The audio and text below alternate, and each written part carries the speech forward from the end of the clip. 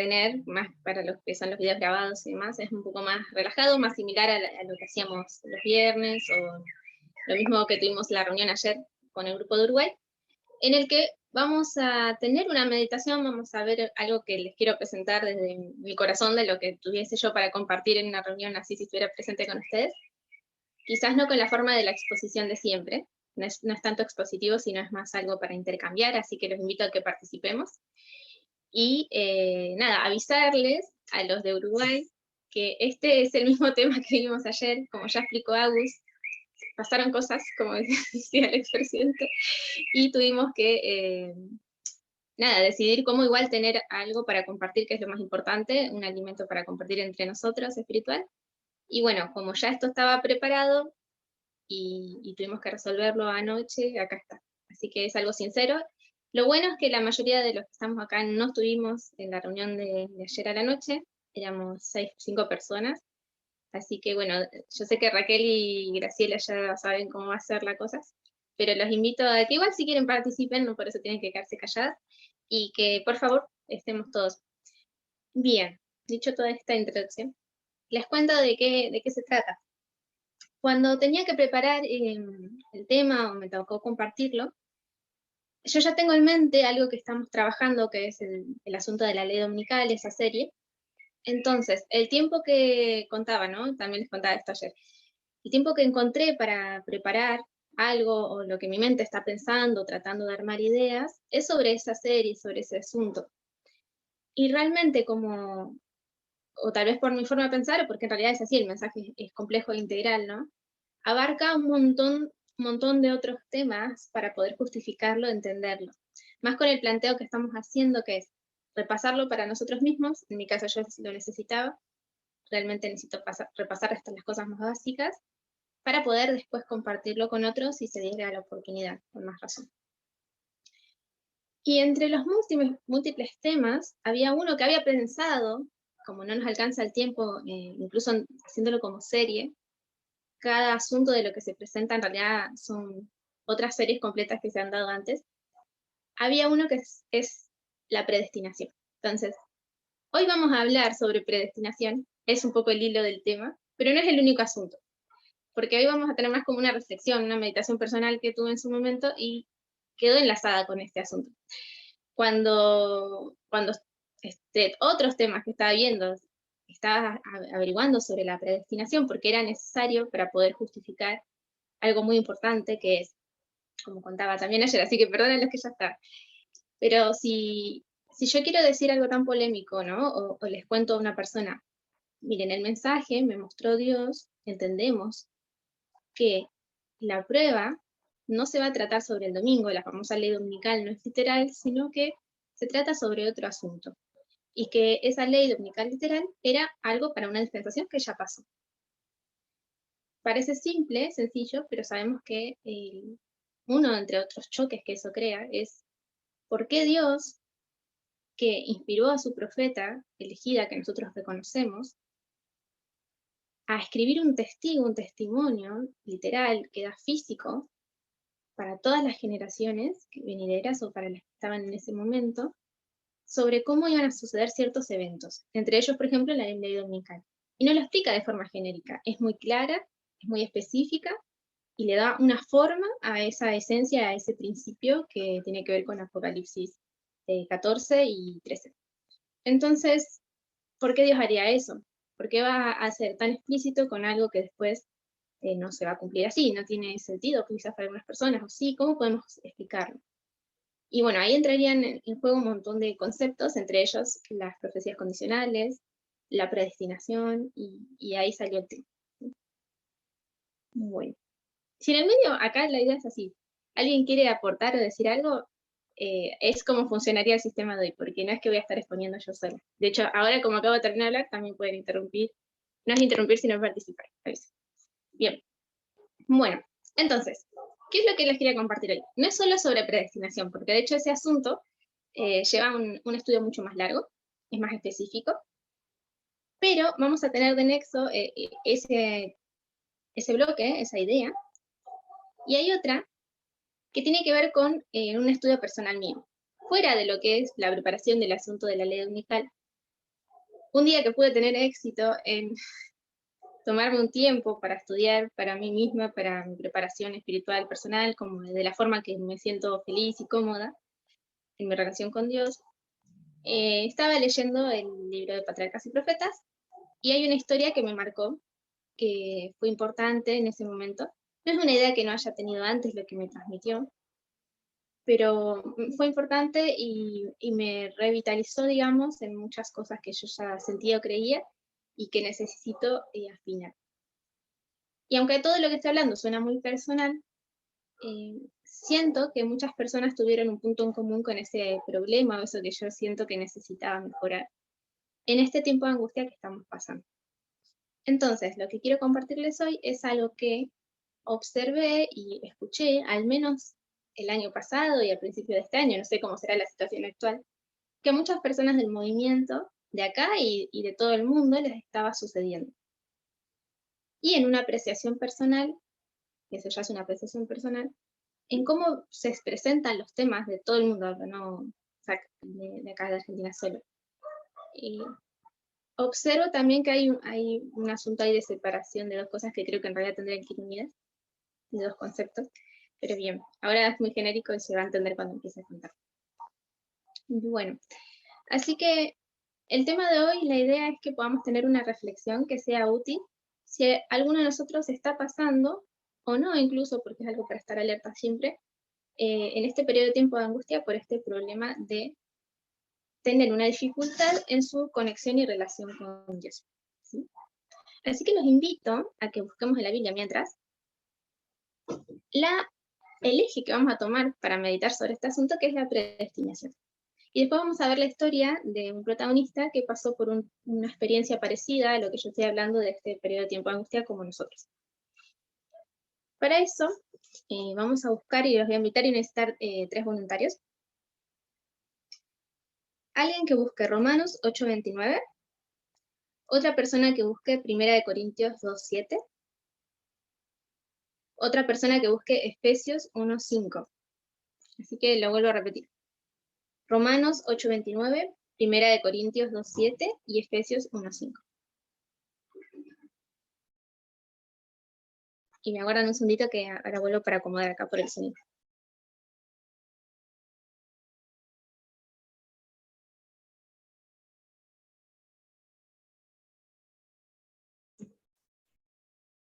Mica, ¿querés que Agus comparta los versículos en la pantalla? Bueno, está bien.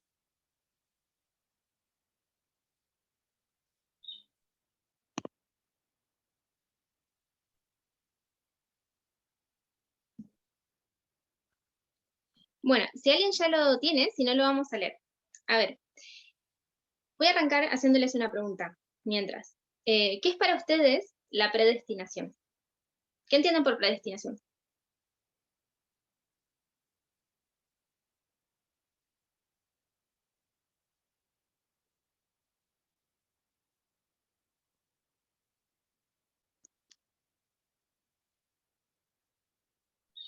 Y depende, o sea, yo no sé cómo abordarlo desde nuestra cosmovisión, pero la cosmovisión tiene que ver con algo relacionado con el futuro de cada persona que no está sujeto a modificación, digamos.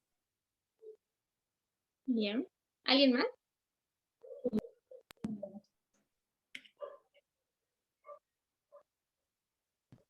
Un destino fijado para cada uno. Ok, me gusta.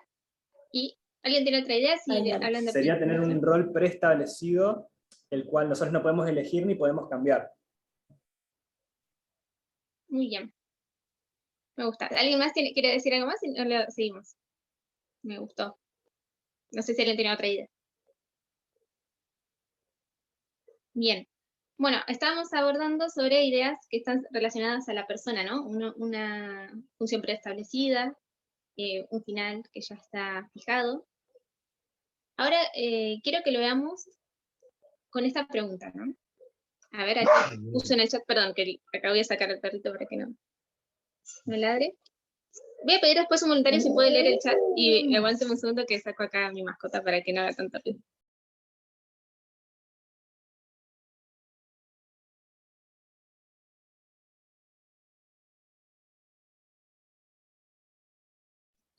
¿Leo el 29, Mica, o cuál? No, antes de leerlos, les iba a hacer una aclaración, pero sí, si querés, ya te tengo en cuenta para leer el 829.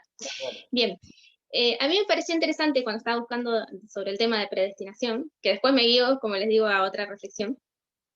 Me apareció un video en internet, estaba buscando temas de Parminder en realidad, de una persona de otra iglesia, un pastor de otra fe, aparentemente bautista por lo que decían los comentarios, que hablaba sobre la predestinación, pero con este punto de vista.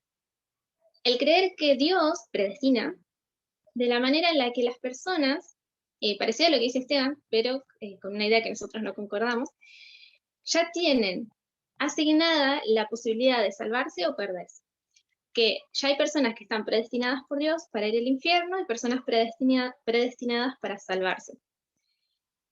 Me pareció interesante que cuando entré a los comentarios, no vi el video entero, o sea, simplemente se daba a entender la idea ya, sin verlo, y en los comentarios solamente había 3 que estaban de acuerdo con esta posición, pero la mayoría de los que estaban comentando, incluso aunque algunos creían en el asunto del infierno y otras doctrinas que nosotros no coincidimos,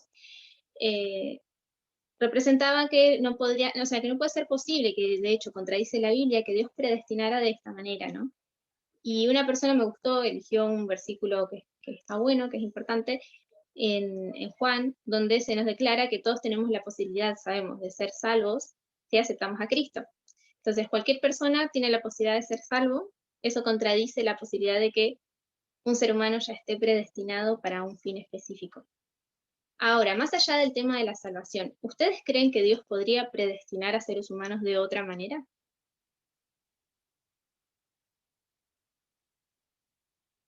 Que sí hay algunas cosas específicas para que se cumpla la profecía en el que el Señor podría hacer una predestinación.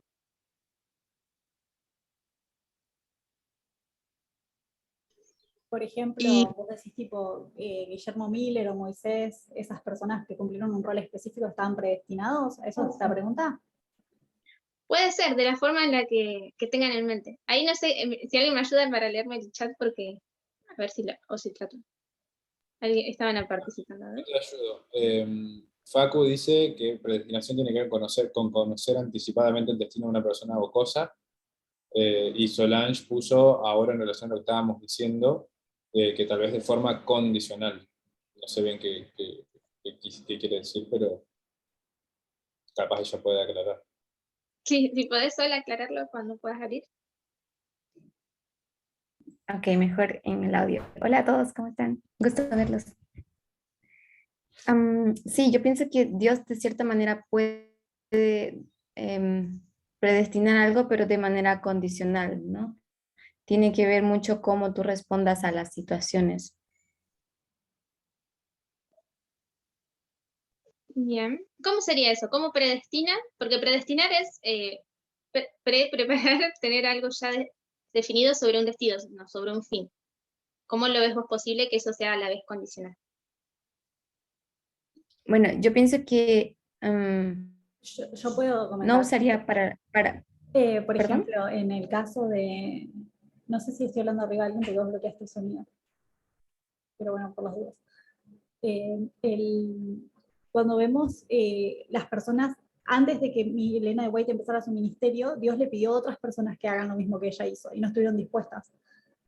O por ejemplo, cuando vemos el comentario que hizo Obama sobre si él creía en el destino, o que Parminder usó esa cita, lo que él comentaba era o sea, vos tenés la oportunidad en cierto momento de hacer tales cosas, pero si vos no lo haces, alguien más lo va a hacer en ese momento. Bien, me Eso. gusta. Perfecto. Creo que es más o menos la idea que tenemos nosotros, ¿no? Ujú. Bueno, ahora sí vamos a los versículos, así ya no les hago tantas preguntas. Vamos a leer entonces, ¿qué dice la Biblia sobre lo que es la predestinación? Que es la opinión que aparece acá, Juan Pablo, en Romanos 8:29. Porque a los que antes conoció también los predestinó para que fuesen hechos conformes a la imagen de su Hijo, para que Él sea el primogénito entre muchos hermanos. Bien. Muchas gracias. Entonces, ¿qué entendemos en ese versículo? ¿Cómo define en ese versículo lo que sería predestinar según Pablo y la obra que hace Dios?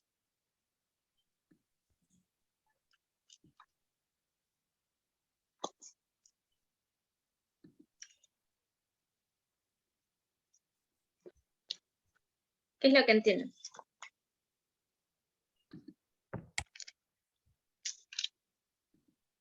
Lo que yo entiendo es que si Dios te ofrece, tomando en cuenta el 28, si Dios te llama es porque estás predestinado a responder eso, es tu elección, como dice Solange, si vos aceptás o no, pero te ofrece la oportunidad. Perfecto.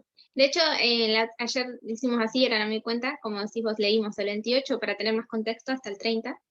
Podríamos analizarlo con más metodología, pero por una cuestión de tiempo solamente lo leímos. Hicimos una apreciación de qué es lo que percibía cada uno. Y es así, dices, y sabemos que a los que aman a Dios, todas las cosas les ayudan a bien. Esto es, a los que conforme a su propósito son llamados. Porque a los que antes conoció también los predestinó para que fuesen hechos conformes a la imagen de su Hijo, para que Él sea el primogénito entre muchos hermanos. Y de vuelta dice, y a los que predestinó, a estos también llamó, y a los que llamó, a estos también justificó, y a los que justificó, a estos también glorificó. Algo interesante que pasó ayer, estaba Mati Saurralde, y él le parecía que esta definición de Pablo era un error que tenía Pablo sobre su visión de cómo Dios predestina, y eso me pareció interesante. Entonces estuvimos más debatiendo sobre esa visión, y él lo que percibía era esto, Mati, que quizás la palabra no es la correcta, predestinar, porque a él lo que le suena es que el Señor ya define un sello sobre un ser humano, y eso contradice, bueno, otra de las cosas que estamos diciendo, ¿no? La parte de la condicionalidad y demás. Que sí, el Señor da oportunidades, pero su percepción de este versículo es que ya habría personas que son específicas y solo ellas van a ser llamadas con la oportunidad de ser justificadas y glorificadas.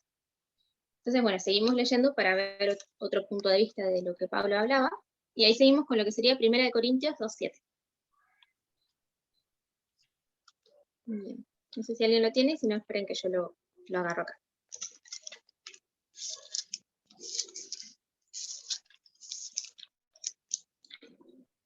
Bien, dice, más hablamos sabiduría de Dios en misterio, la sabiduría oculta, la cual Dios predestinó antes de los siglos para nuestra gloria. Bien, acá tenemos otro concepto de predestinación. ¿Qué es lo que entienden ustedes? ¿Qué es lo que está siendo predestinado en ese versículo? 1 Corintios 2:7. La sabiduría. Es como que Dios está garantizando que te va a dar las herramientas, digamos, que vos necesitas. Bien, me parece, está bueno. ¿Por qué lo ves de Habría esa que manera? definir cuál es el misterio oculto en este versículo también, porque están relacionados la predestinación en base a ese misterio oculto también. Exacto, ahí, porque dice la sabiduría oculta, ¿no? Es como le pone un adjetivo, como estábamos diciendo. Yo conceptúo que también podría referirse a ese tesoro escondido que está en lo oculto, a esas verdades que no están encima, sino que están en lo profundo. Bien, es una conjetura que uno podría hacer viendo aislado el versículo, ¿no? Cuando nosotros lo vemos en contexto, ahora por una cuestión de tiempo lo vamos a contar, pero está bueno si lo quieren leer en la casa usando la metodología correcta. Y esto lo habíamos visto, les comentaba, a los de Uruguay quieren hablar, porque no tienen que estar callados solo porque ya pueden spoilear lo que vimos. Pueden participar si quieren.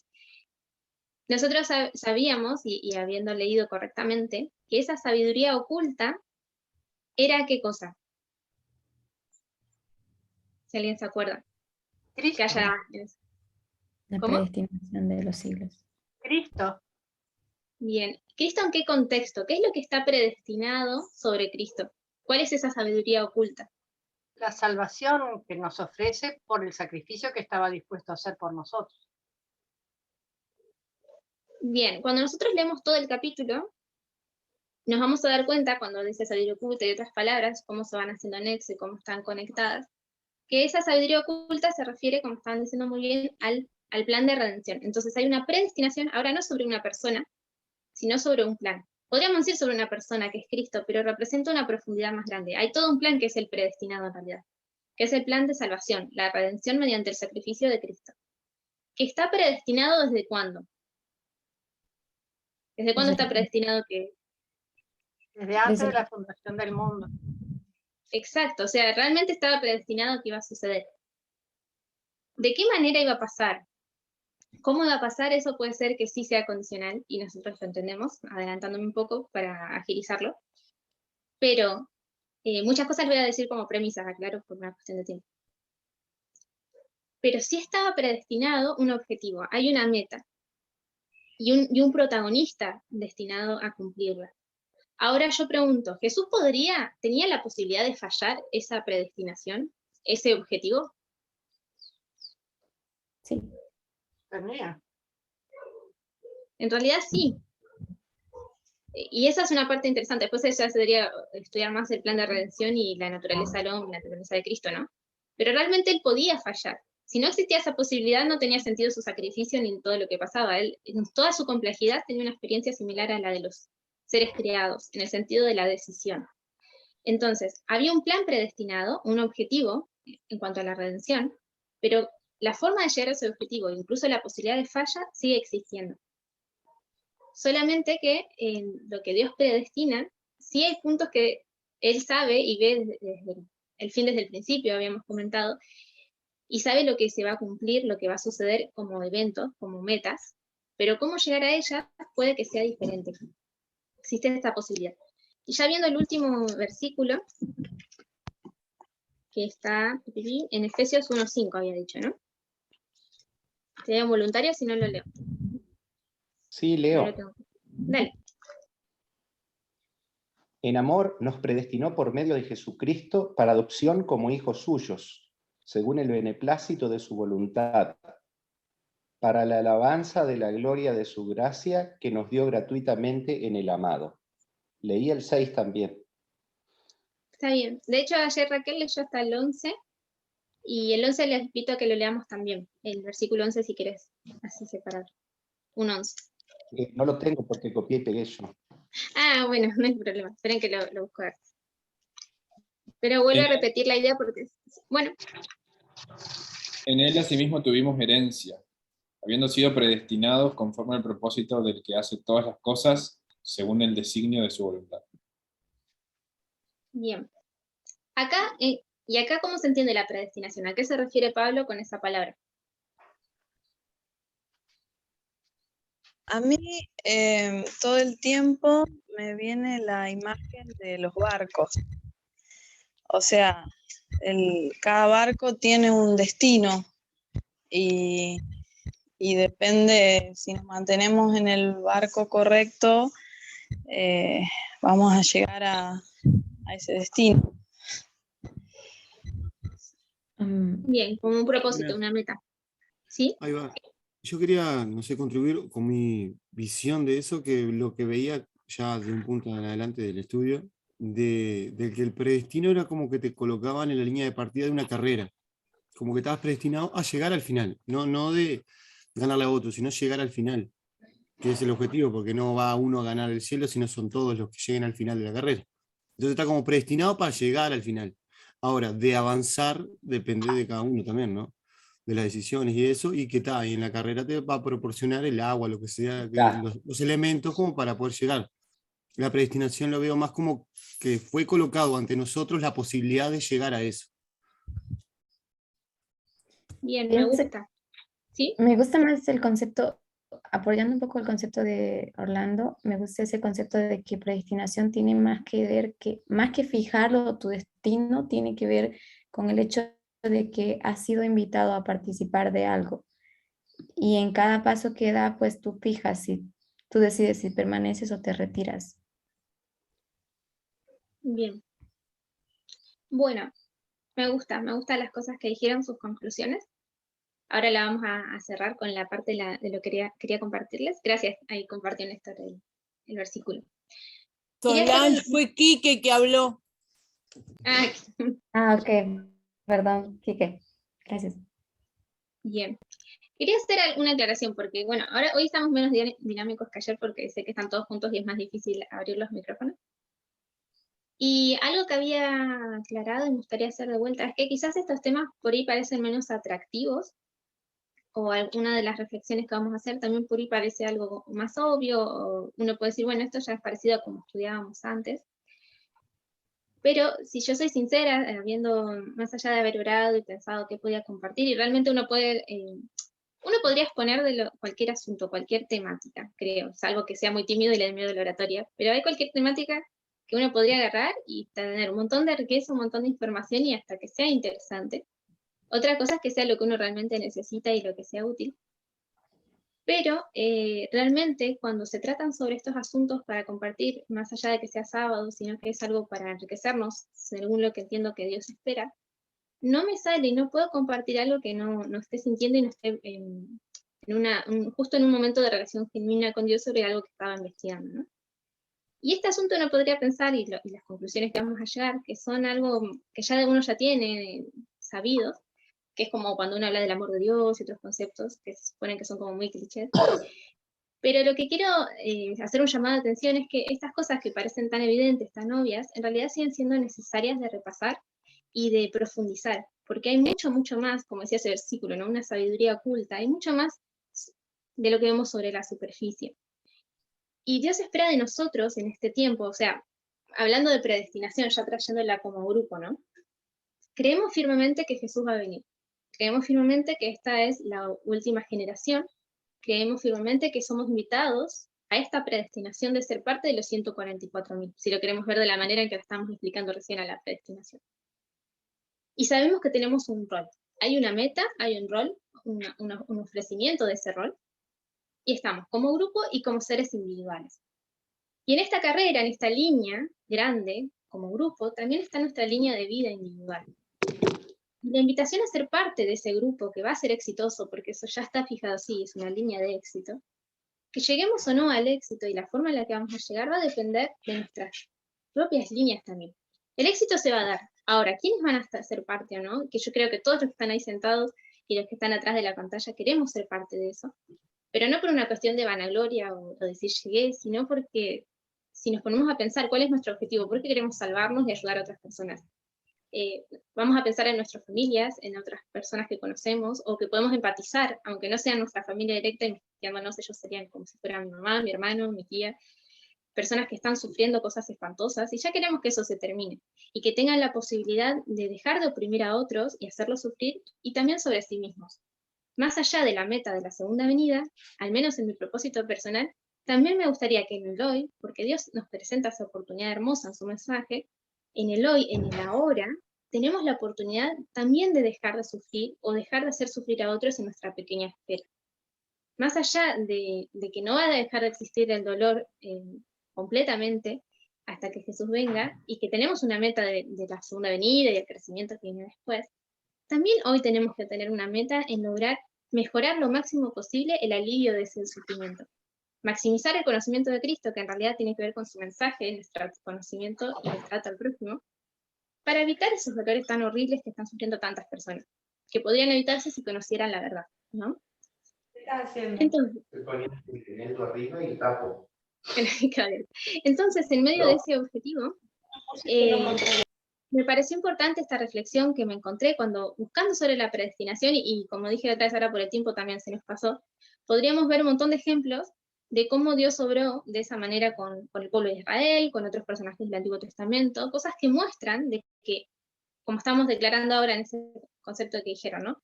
Más que un sello sobre una persona específica, hay algo que va a pasar más global y puede llegar o no a la persona de forma condicional, ¿sí? Pero esto también se aplica a nuestra vida diaria. Y los voy a invitar a ver una historia de alguien que, como nosotros, aunque ya está terminando, está en un tiempo de angustia. Un personaje que es análogo también en parábola, hasta por el nombre, con la obra que tenemos como 144.000.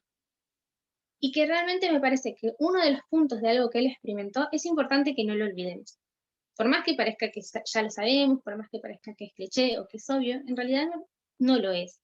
Y es algo que tenemos que profundizar y tener en mente bien presente, y espero que a alguien de acá al menos le pueda ser útil o le pueda servir de motivación si lo necesitamos, ¿sí? Así que vamos a ir a una historia de una persona también que nos va a servir de ejemplo, que está en Primera de Reyes 18 en realidad, vamos a arrancar por Primera de Reyes 18. Así que si tienen la Biblia, vayan buscando.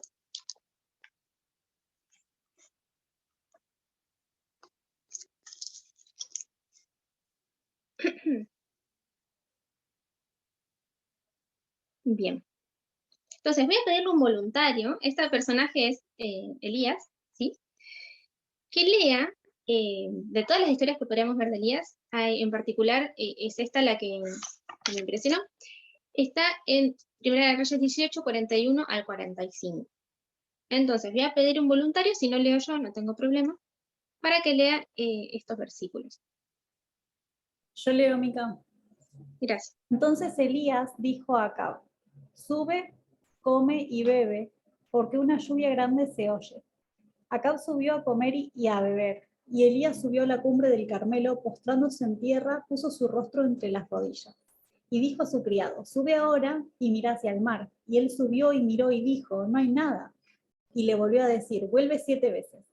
A la 7ª vez dijo: yo veo una pequeña nube como la palma de la mano de un hombre que sube del mar. Y él le dijo: ve y di a Acab: unce tu carro y desciende para que la lluvia no te ataje.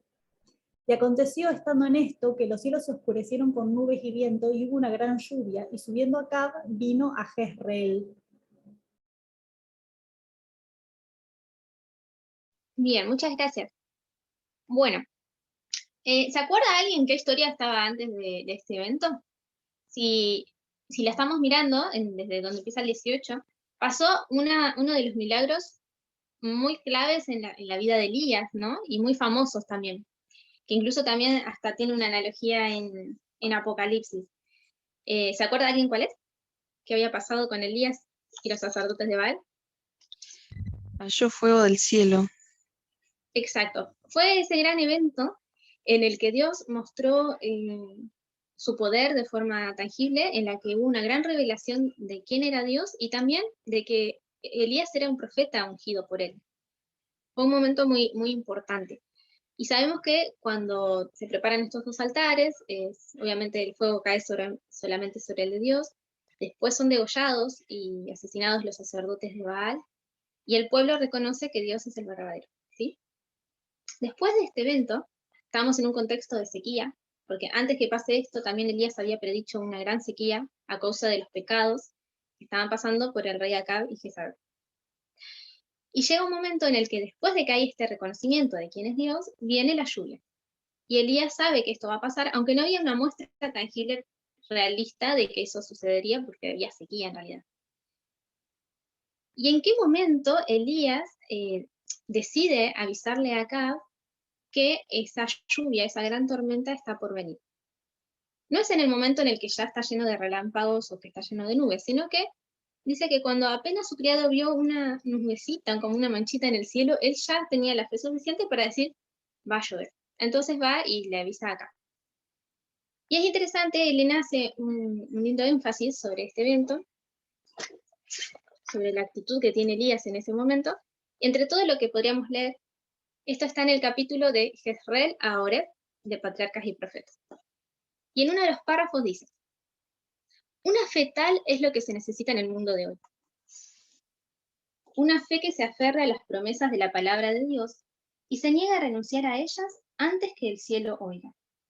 Una fe tal nos relaciona estrechamente con el cielo y nos imparte fuerza para luchar contra las potestades de las tinieblas. Por la fe los hijos de Dios conquistaron reinos, hicieron justicia, alcanzaron promesas, taparon bocas de leones, apagaron fuegos impetuosos, evitaron filo de espada, sacaron fuerzas de debilidad, se hicieron fuertes en batallas, pusieron en fuga ejércitos extranjeros. Y por medio de la fe hemos de llegar hoy a las alturas del propósito que Dios tiene para nosotros. Si puedes creer, al que cree, todo le es posible. Entonces después ella sigue haciendo todo un énfasis hasta que empieza a continuar la historia en el siguiente párrafo sobre la fe, la oración y el ejemplo de Elías, ¿no? Entonces, como decíamos ayer, ¿no? Nos pone a Elías allá arriba en ejemplo de fe, de modo de acción para un hijo de Dios. Si lo viéramos en nuestro contexto, nos lo pone de ejemplo de cómo tendríamos que estar los 144 preparados en cuanto a la fe, para en otro contexto, ¿no? Las confirmaciones de Dios hoy en día pasan diferente, y eso es lo que estamos aprendiendo a ver. Pero en cuanto a fe, en concepto nos lo pone como ejemplo, bien alto. Pero en el mismo capítulo de la Biblia, y de hecho seguimos leyendo, de la Biblia y del Espíritu de Profecía, hay un contraste enorme con esta gran demostración de fe, y ni hablar lo que había pasado antes. Si seguimos leyendo, Elías cambia de actitud muy rápidamente. Así que los invito a algún voluntario de nuevo, que leamos Primera de Reyes 19, del 1 al 4.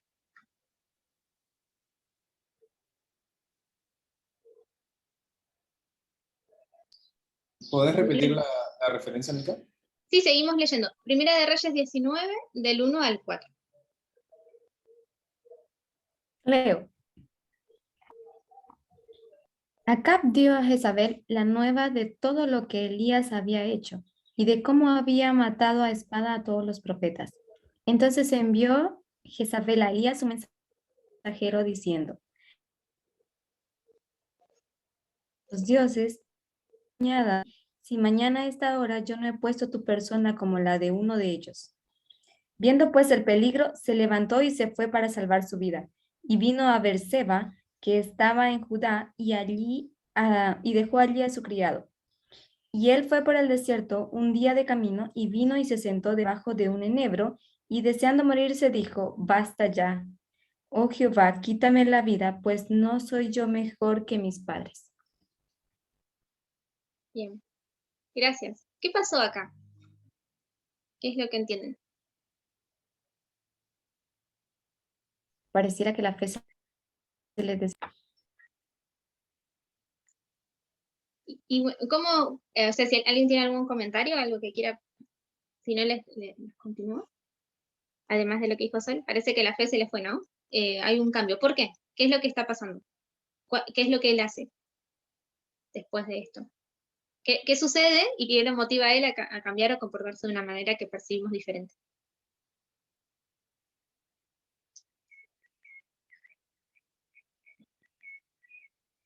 Tenemos acá a la reina Jezabel. La amenaza de Jezabel. Exacto.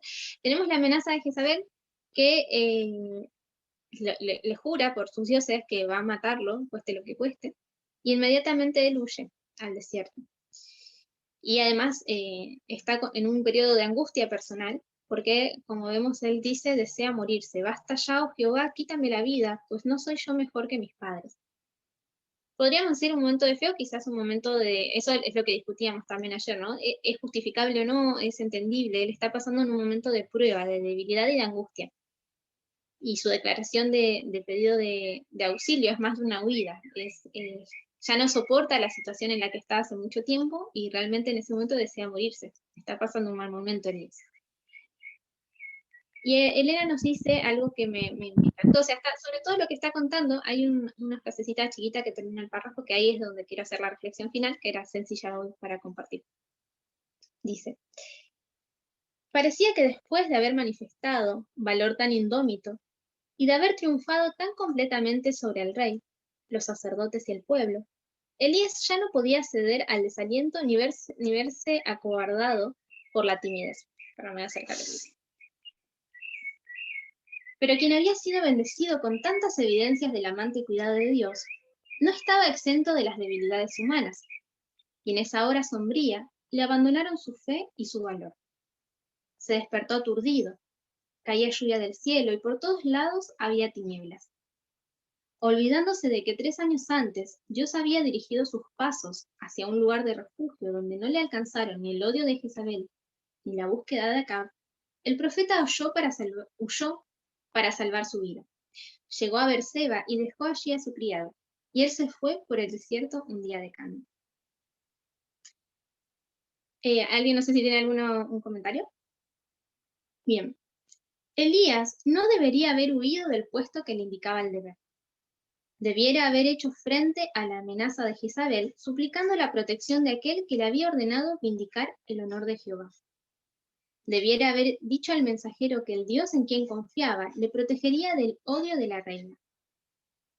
Solo habían transcurrido algunas horas desde que había presenciado una maravillosa manifestación del poder divino, y esto debiera haberle dado la seguridad de que no sería abandonado.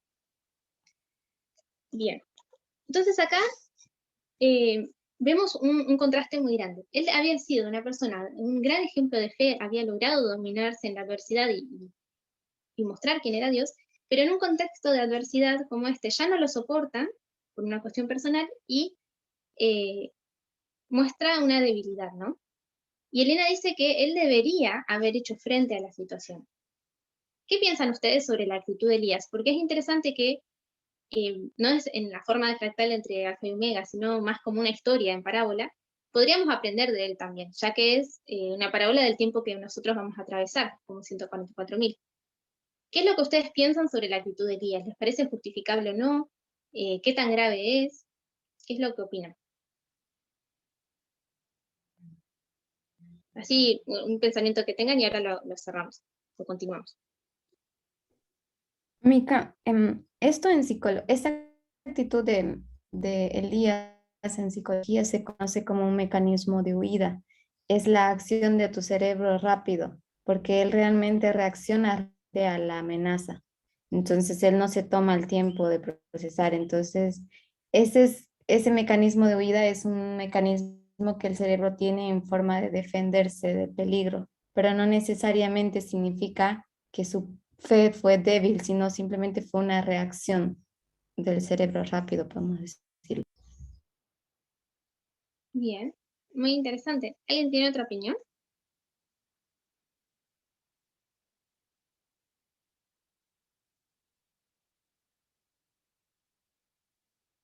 Por ahí es interesante ver que, o sea, pudo haber sido una reacción, pero le duró, o sea, bastante tiempo, digamos. Tuvo que pasar por una experiencia especial para recalcular, digamos, ¿no? O sea, habría que analizarlo un poquito más en profundidad, me parece.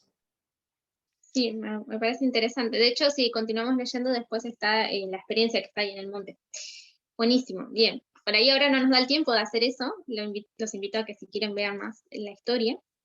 Pero me parece, no sé si alguien más quiere hacer un comentario antes de terminar. Bien. Bueno, hay muchas cosas. Había algo muy interesante que en su momento dijo Graciela también sobre su punto de vista en este asunto, ¿no? Es como que Elena no es que lo está retando, pero el punto de vista es como sí, falló Elías, es lo que dice acá, porque dice, él no debería haber huido del puesto que le indicaba el deber, él debería haber hecho frente a la amenaza, etc. Entonces, te marca que sí fue un error, que él debía hacer otra cosa.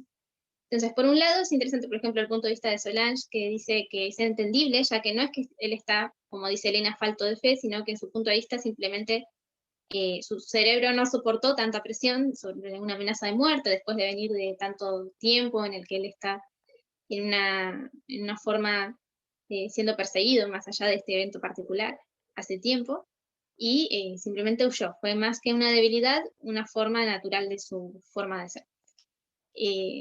Me pareció interesante lo que dijo Luis, que también es algo para analizar, porque de acorde a todas otras de las actitudes que él tiene más adelante, se puede ver también si esto es algo de momento o fue algo a largo plazo. Y había otro comentario que me gustó mucho, que la invito a Graciela si se anima a repetirlo, que era sobre el tema de mostrar la fe en un momento así. No sé si te acordás, Graciela, y me pareció muy interesante porque no se me había ocurrido. Sí, me acuerdo. No, yo lo que pensaba era, no sé por qué me salió en la mente, el ejemplo de la gente antivacuna. Entonces, ellos encaran y dicen, no, porque Dios me va a proteger y no sé qué. Y yo eso siempre les comentaba, bueno, eso no es fe, eso es presunción, porque es lo mismo que si Jesús se hubiera tirado del pináculo porque él tenía fe de que Dios lo iba a sostener. Entonces, ¿cómo analizar a Elías si era, sí, yo le pongo el pecho a las balas, si no hubiera sido presunción, no sé, o sea, realmente hay una línea muy delgada que uno no sabe bien cuál es la correcta, ¿no?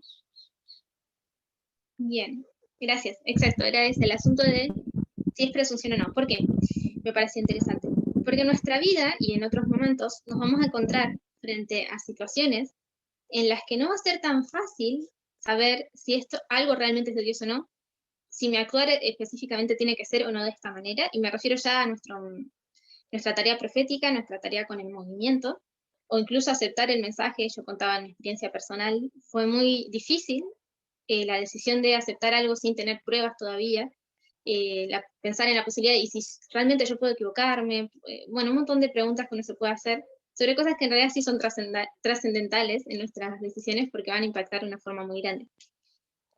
Si nosotros seguimos leyendo acá, y no sé si alguien tiene una opinión, si hay algo de lo que leímos, si quieren repito la cita o no, que nos puede indicar si él tenía alguna manera de saber si demostrar fe en ese momento, quedarse en vez de huir, era presunción o no. Si tenía una forma de tener certeza de que él tenía que quedarse. Porque acá dice que él debía cumplir su deber. Pero ¿cómo sabía él que tenía que quedarse? ¿Qué es lo que piensan ustedes? Porque, de hecho, él había huido antes. Acá Elena nos dice que él huyó a un lugar que ella había encontrado refugio anteriormente. ¿Por qué se lo juzga como un error? Me hace recuerdo un poco la historia de, ay, siempre se me va el nombre, del que murió y Cristo lo resucitó. Se llama Lázaro. Me hace recuerdo la historia de Lázaro porque cuando él murió, Cristo también pudo ir a su auxilio, pero sin embargo esperó días. ¿Y cuál era la intención de Cristo en esta situación? Era simplemente mostrar su poder y convencer a la gente con un milagro tal. Entonces, si Elías se quedaba, él estaba tal vez cometiendo ese pecado de presunción o tal vez Dios pretendía mostrar algo más grande a Elías después, porque después la manera en cómo Elías lo tiene que buscar a Dios y encontrar esa tranquilidad es para mí impresionante. Que sí, de verdad. No sé si querías continuar. Está ahí. Para no interrumpir. De hecho, sí, Bueno, lo iba a presentar, pero si uno sigue leyendo, es muy bueno el capítulo también que sigue, hay muchas cosas para sacarle. Y acá entra de vuelta el juego de lo que es la predestinación y nuestra percepción de nuestras decisiones y de las cosas que pasan, y quizás nuestra cosmovisión antigua de cómo vemos cómo Dios obra. Por ejemplo, podríamos pensar, hay una frase muy famosa que está basada en el versículo, que es que a los hijos, o sea, parafraseando, ¿no? Todo lo que pase Edurne, ¿querías decir algo? Sí, Yo sí. quería decir que, ¿cómo es? Perdón, que me empecé a arrancar. Que realmente lo entiendo, Elías.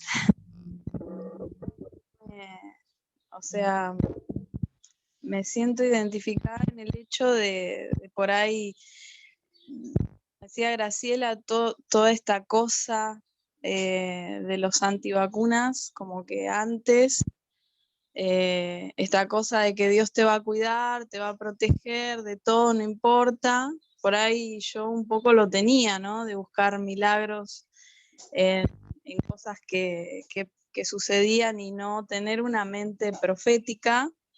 Y de repente como que de tener esa vivencia como más sobrenatural, yo siento que Dios nos pide ahora tener otra cosa, no nos pide tener una vivencia emocional, sino que una vivencia profética.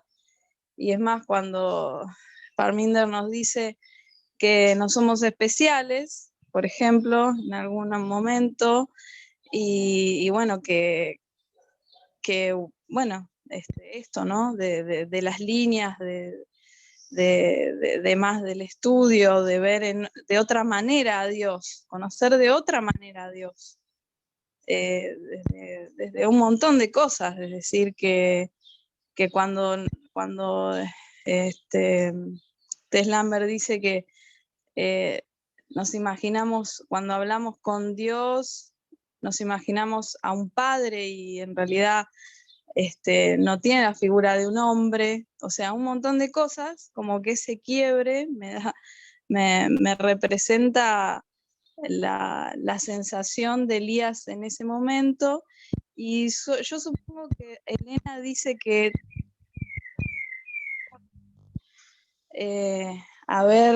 no tendría que haber fallado porque dice que él piensa en su vida, o sea, que teme por su vida, y antes lo veo a Elías en un rol de profeta pensando como Dios, o sea, como en el rol del mensaje, viendo hacia dónde iba y la meta, y es como que pierde la meta, la visión de la meta, y empieza a temer por su vida. Mica, yo por ahí Sí. en esa misma línea, lo que yo estaba pensando cuando pensaba en la historia de Elías, no sé si es una comparación correcta o no, pero Elías, o sea, tenía una misión muy puntual que requería ciertas cosas y es como que estuvo a la altura. Y cuando eso concluye, no sé qué es lo que se esperaba que él siga haciendo. Tal vez era apropiado que él, al haber concluido esa parte, como que se busque protección, ¿no? Pensaba en la obra de los apóstoles. Hasta la muerte de Esteban, es como que estaban todos ahí arriesgando su vida sin dudarlo, digamos. Y después se empezaron a escapar, y eso fue también lo que Dios utilizó para llevar el mensaje a otros lugares. Es como que, no sé, también en algún punto las personas empezaron a buscar refugio eh, y temieron por su vida cuando hasta hace un tiempito antes estaban haciendo algo, o sea, todo lo contrario. No sé. Bien, bueno, vamos a encontrar, o sea, de todo lo que dijeron, la vamos ahora, después de leer esta parte, lo voy a usar. ¿Puedo decir algo? Me parece muy interesante. Sí, sí. Quería decir que aprendemos algo muy importante ahí, que hay dos cosas, el físico de una persona y también lo espiritual. El espiritual de Elías era que él debería de quedar en su posición y continuar la reforma que empezó. Pero la cosa es que Elena G. de White también explica que su cuerpo físico se dio porque él estaba toda la noche en la monte, no había comido nada desde que dejó para venir a hablar con Acab. Su cuerpo físico se andaba deteriorando y el cuerpo, lo espiritual depende del cuerpo, y hay una dependencia que estamos en esta máquina y no debemos de negar las necesidades básicas de la máquina. Si no, la mente no va a funcionar bien y no vamos a hacer la voluntad de Dios que debemos hacer cuando lo debemos hacer. Bien. Bueno, Claro, voy a tomar perdón. ahora sí. Yo lo que pensaba es eso, que también Dios nos pide un culto racional, y dentro de lo racional es la obligación de cuidar nuestro cuerpo, de cuidar nuestra vida. Eso es el don sagrado que Dios nos dio. Entonces, por eso es esa línea, ¿cómo la definimos, ¿no? Esta línea entre presunción y fe es muy delicado. Bien, entonces voy a pararme acá. Yo sé que quizás alguien más quiere participar, pero les pido que esperen, así no me olvido, porque no me quiero olvidar las distintas cosas que se abrieron, que dijeron, para darle este cierre, porque de verdad van a estar todas las ideas, son parte. Entonces tenemos por un lado esta posición, ¿no? Tomando en cuenta todo lo que dijeron. Por un lado tenemos a Elena que nos dice, él no tenía que irse, era nuestro ejemplo de fe, pero ahora él ya no es nuestro ejemplo de fe, hay una falla, tenía que quedarse.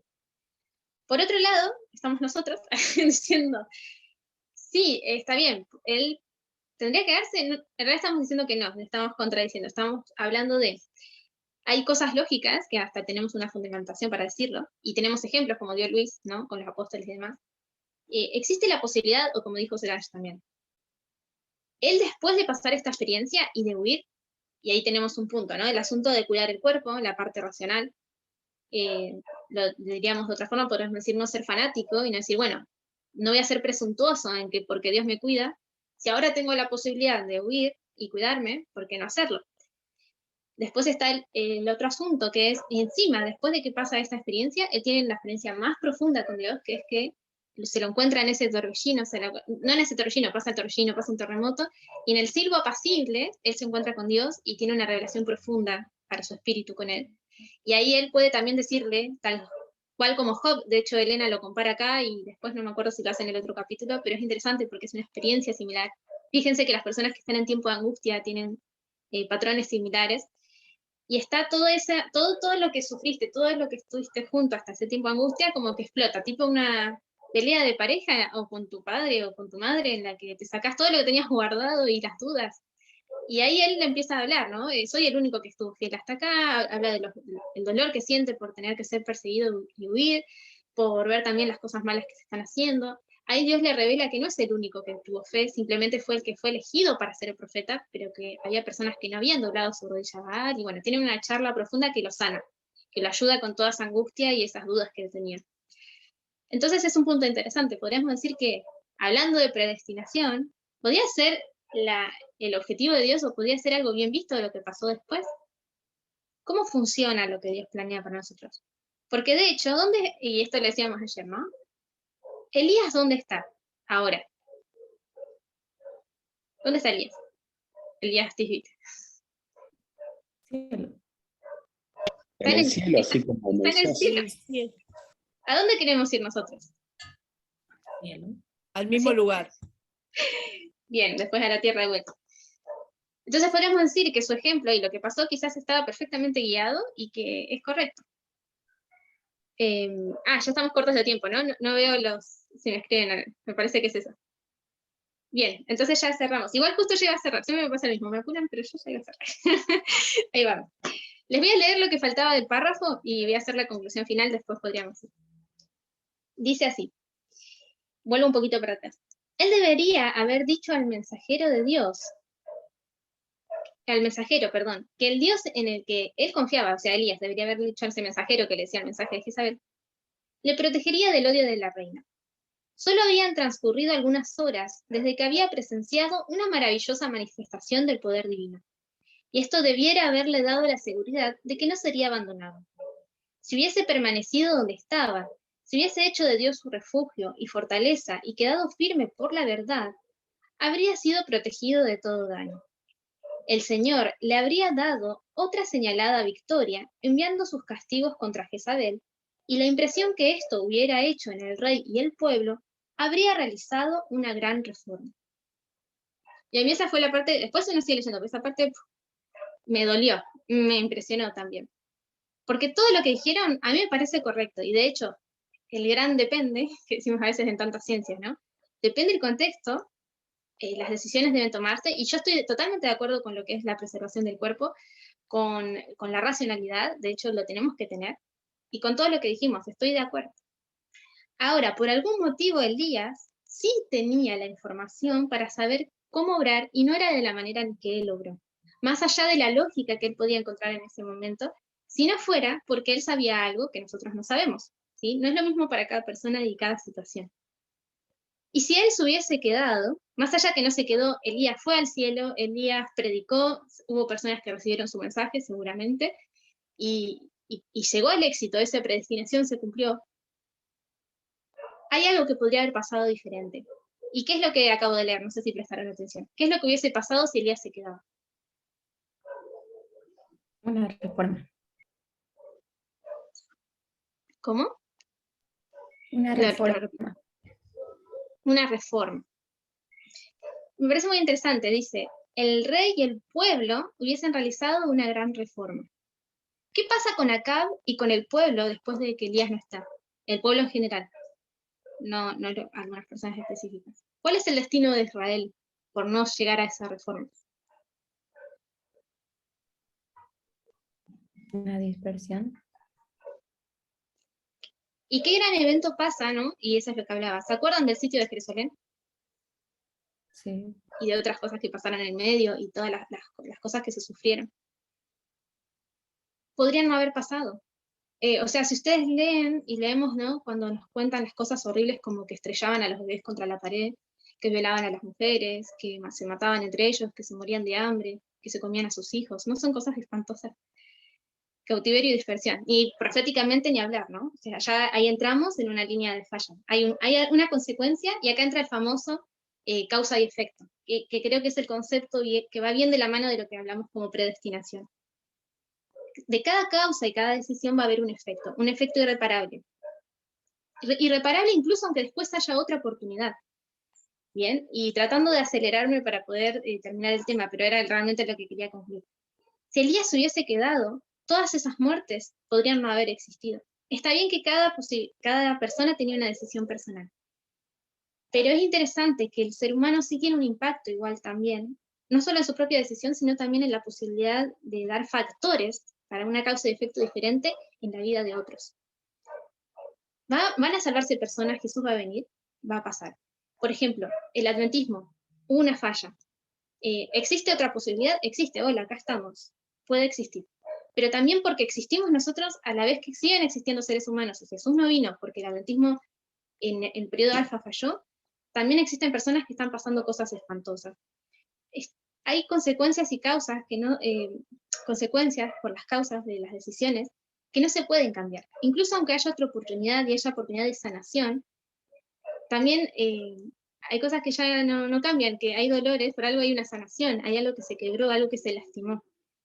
Si nosotros lográsemos, como hijos y donde estamos ahora, no olvidarnos, no solo de trabajar en nuestro conocimiento profético y en entender algo que antes no teníamos en cuenta, que son los eventos externos, y tener la visión correcta, que eso es lo más importante, ¿no? La visión correcta de lo que Dios en realidad espera que aprendemos y estudiemos, ¿no? De su palabra, los eventos externos, los eventos internos, que entendamos quién es Él. Pero si nosotros esto lo hacemos con una forma lógica, solamente vacía, y no buscamos también nuestra preparación espiritual, porque es un todo, es algo integral, no tendríamos una diferencia como tercera fuerza que somos, como movimiento que es, con los otros grupos que están iluminados por Dios, están guiados, pero les falta algo. Hay algo que tenemos de información que no tienen los demás. Y tenemos que lograr encontrar ese equilibrio. Y yo sé que en este periodo de tiempo de angustia y en nuestros problemas personales, y también en la angustia incluso individual, que es lo que hablaba Edurne, sobre nuestra identidad quebrada, ¿no? Nosotros teníamos un rol que pensábamos que Dios era de una manera, que nuestro rol era tal. Incluso aunque no nos gustara, aunque el mensaje es hermoso y en realidad es mejor de lo que pensábamos, y que Dios es mejor de lo que entendíamos, no deja de ser que hay un duelo, y que muchos pasamos por ese duelo. Pensamos que teníamos un fin, un objetivo, y de golpe no es así. Incluso aunque sea mejor de lo que pensábamos, lógicamente hay un quiebre y hay algo que genera, incluso en algunas personas puede generar depresión u otros problemas. Pero en esa batalla que tenemos en este tiempo, tenemos que luchar por no olvidarnos qué objetivo y meta tenemos y ser conscientes de este ejemplo de Elías. Elías está en el cielo, Elías después tuvo un encuentro con Dios, Dios preparó un montón de cosas. Pero eso no quiere decir que no era el objetivo que tuvo en su momento Dios para con él, y que habían cosas que podrían haber pasado mucho mejor, y que acá estaban en juego vidas. Y en nuestras manos están en juego vidas. Y en nuestra forma de decisión de cómo nos preparamos, el tiempo que le reservamos a esa preparación, están en juego vidas también. Y algo que me parece interesante, perdón, justo quería dedicarle más tiempo y al final lo tengo que decir rápido, pero si me dejan lo quisiera terminar, ¿no? Cómo también Elías podía saber qué decisión tomar. Eso ahí tenemos otro ejemplo, y sí tiene que ver y entra la metodología acá. Porque él tuvo pruebas, tuvo evidencias, ¿no? Fe y evidencia son sinónimos. Él tuvo evidencias. Si nosotros esto lo tomamos en una línea profética, ¿cómo le llamamos a los puntos que son evidencias? Una línea. Sea de nuestra vida o sea del grupo. Hitos. Hitos. Entonces vuelvo a este concepto. En tu vida personal y en la línea hay hitos. Y tuviste formas de entender por dónde va la decisión de la voluntad de Dios. Si le dedicaste tiempo a entender esos hitos, vas a entender también qué es lo que tenés que hacer. Vaya o no contra la lógica humana o de lo que te diría en ese momento. A veces las cosas que Dios espera van contra una lógica, a veces no, de lo que nosotros pensamos que puede ser. Y tomarnos el tiempo de entender hitos, y no hablo solo de hitos externos, sino también y de internos, también de entender la voluntad de Dios, de profundizar en cosas que pensamos que son muy obvias, de dedicarle tiempo también a la parte del espíritu, el tiempo de la oración necesaria, vamos a tener una visión más integral de qué espera Dios de nosotros, de tener las palabras apropiadas para cuando se encuentren ciertas posibilidades en las que están en juego vidas, y de tener una posibilidad de impresión más allá del conocimiento y la sabiduría en cuanto a información que podamos tener. Que a eso le tenemos que dedicar tiempo. Y acá me detengo en el capítulo que sigue con el cierre chiquitito, ¿no? Cuando Dios se encuentra con Elías y se encuentra en esta forma de silbo apacible, Elena dice que no es siempre, o sea, compara esto que estaba diciendo con que podría haber sido una presentación espectacular de Dios frente a Elías para convencerlo de que era él. Pero ella dice, no es siempre la presentación más sabia de la verdad de Dios la que convence y convierte el alma. El corazón de los hombres no es alcanzado por la elocuencia ni la lógica, sino por las dulces influencias del Espíritu Santo, que obra quedamente y sin embargo en forma segura para transformar y desarrollar el carácter. Es la apacible y queda vocecita del Espíritu de Dios la que tiene poder para cambiar el corazón. Entonces, tomando en cuenta todo lo que dijimos, mi reflexión y lo que quería compartirles y lo que yo estaba experimentando en vida personal era eso. No quiero que me pase lo que le pasó a Elías. Quiero ir al cielo, sí, pero no quiero que el costo de mis decisiones haya, costado vidas, que haya oportunidades perdidas. Porque puedo arrepentirme, puedo volver, o puedo ni siquiera arrepentirme, quizás ni me di cuenta que tomé una mala decisión o que no me preparé correctamente. Puedo servir a Dios, puedo incluso predicar este mensaje, pero ¿con qué calidad lo prediqué? ¿De qué manera lo hice? ¿Tenía realmente suficiente conocimiento, suficiente comprensión y el Espíritu Santo para que ese mensaje llegue? Eso depende de nuestras decisiones y preparación, y del tiempo que apartamos también para eso, que no es fácil porque todos tenemos vidas ocupadas, pero tenemos que ser conscientes de esto. El éxito va a depender, porque el éxito va a existir, pero la forma va a depender de nuestras decisiones. Y hay una cita de Elena, ahora ya no la voy a leer, que me la salté, pero que está en el grupo, que lo mandé ayer, por eso apareció esa cita, que habla sobre cuál es la única predestinación bíblica, y en conclusión sacaba esto que estábamos diciendo, ¿no? Pero ella hace un énfasis importante, que esa predestinación simplemente es que nosotros tenemos la posibilidad de ser salvos. ¿Quiénes van a ser salvos o no? Depende de nuestras elecciones, pero todos tenemos esa oportunidad.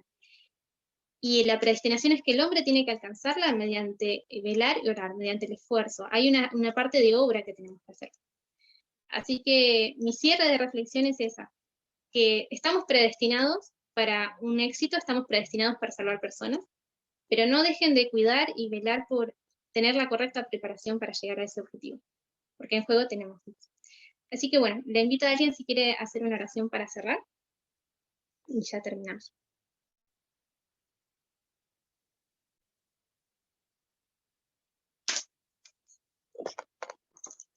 Carol, ora. Oremos. Padre que estás en los cielos, santificado y glorificado sea tu nombre, mi Dios. Te doy gracias porque nos podemos reunir, porque Mica pudo dar este tema.